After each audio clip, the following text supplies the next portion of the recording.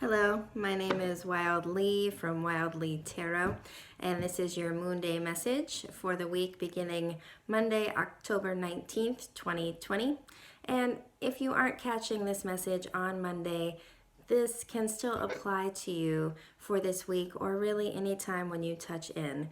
These archetypes and forces are always around us, and if you are hearing this message at a different time, it is the message that is for you. So don't get stuck in linear time and linear way of thinking. This is simply the moon day that I am creating this message for you out there in the collective. And the main energy that came forward this week for us collectively is the Three of Swords. And this card can be an uncomfortable card. It can really relate to some discomfort within. It is the card of the wounded heart, of miscommunication, of not being understood or really heard in our feelings, and starting to take it a little bit personally. It really speaks to having some unresolved wounds and issues tucked into our heart that it really is our work to unravel and undo. Oftentimes we search outside of ourselves looking for someone or something or some experience to help alleviate our discomfort. And the truth is, the only one who can really help to do that is ourselves. It is our self-tending that can help remove and heal these deep wounds of the heart. Not that we can't ask or offer reparations, not that we can't request repair work when another is involved, but in the end, the essence of healing, it comes from forgiveness, which only we can offer ourselves, both to ourselves and to others, and to situations in which we have received or perceived harm. And so the energy this week I'm sensing is this bubbling up collectively of these wounds that are getting triggered in the energy and in the field that we are all collectively experiencing right now. So again, we're just a few weeks away from this election. We are stepping into the between time before winter, heading towards Samhain, the Day of the Dead. And it's a time where we can feel tension collectively. Death is in the air, and it's not comfortable. It's not an easy place to be. So that is out there. So how do we use this information? How do we take this information and apply it? Because that energy isn't going to change. It isn't going to shift, right? But we can shift our internal landscape, and we can shift the ways in which we engage with it so that we are best served and most nourished in the process. And the two cards that came forward to support, to give us the pathway to navigate this Three of Swords energy. First, we have the Emperor. Again, we're in an Emperor year right now of 2020. And the message that I'm really hearing with this card is that we need to take our space. We need to take our space and fill it with ourselves and own it.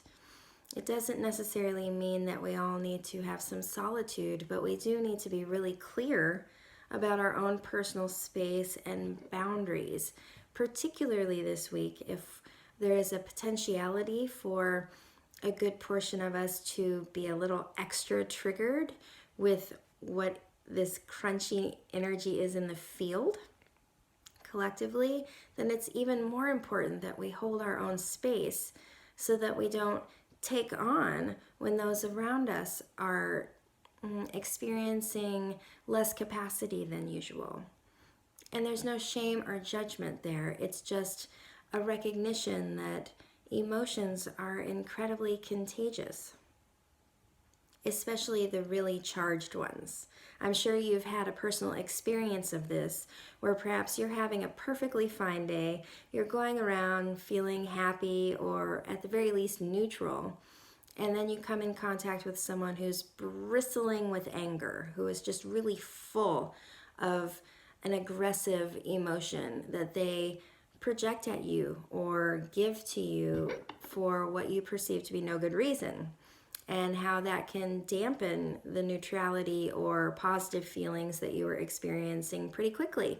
I know for myself, if I get into a confrontation when I'm coming from a place of feeling pretty balanced, I tend to ruminate on it for a long time and allow it to affect my attitude and my behavior for a number of minutes or a number of hours, or sometimes for a number of days if I've not really been putting in the effort in my own self-care and self-tending. So this week, with this potentiality of crunchiness, it's important that we keep our space, that if we recognize another is in this really highly charged place, that we put up our boundaries energetically, spatially, emotionally, mentally, physically, whatever way in which it feels most supportive to you, with love and kindness, but just recognizing that we don't need to take on everyone's discomfort. We're not really helping each other by doing that. We're simply spreading it around like a cold, right? And then the second card of support that came forward is the King of Cups. And this is a beautiful card to support this reading. The kings generally are energy moving outward, but I really read the King of Cups as being slightly different. The cup that he's holding is representative of his emotional body, the waters of his body, his feelings. And unlike the Queen in this deck, who extends the cup outward, he's really holding it close and examining it, really looking at and figuring out what his truest feelings are. And so as we're in this energy this week of the Three of Swords, the advice is keep your feelings a little bit closer to the chest. Get really clear on what they are and what your truth is before, thank you, son, before sending them outward into the world. Make sure that you are really in a space of clarity before putting them out there, so that we are in fact sharing the highest and best of ourselves and not sharing the things that really don't support a relationship or communication or a, if not positive, at least a neutral interaction. And the stone that came forward to support all of us this week is the Shungite Pyramid.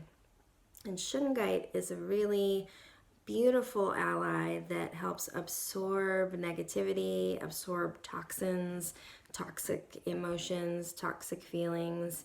It helps to keep the atmosphere pure and in a neutralized space. I love the stones that are black that have this potentiality to absorb, right?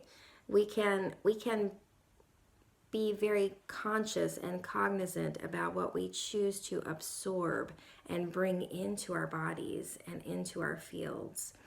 And the Shungite reminds us that sometimes we don't have control over what's going on around us, and we should do our best to keep ourselves pure and keep ourselves in harmony in the inside. That's the message. I hope it serves you well. I hope that the sun comes out for you as it is suddenly for me on this day. I hope that you have everything that you need, and I will see you next Monday.